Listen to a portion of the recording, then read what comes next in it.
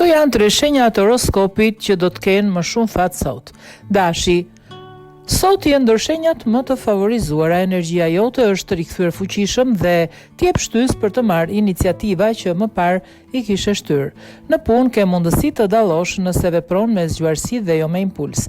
Një vendim që merr sot mund të ndikojë pozitivisht në ditët në vijim.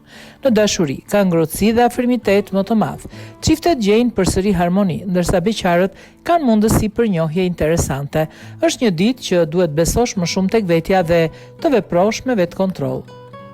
Demi, sot ke stabilitet dhe rezultate konkrete, gjërat që ke ndërtuar me durim po japin frytet e para. Në punë një çështje praktike ose financiare mund të zgjidhet në favorin tënd, duke të dhënë siguri në hapat e ardhshëm. Është momenti mirë për të organizuar më mirë prioritetet dhe për të bërë plana fatgjata. Në dashuri, kërkon qetësi dhe siguri dhe sot mund ta gjesh.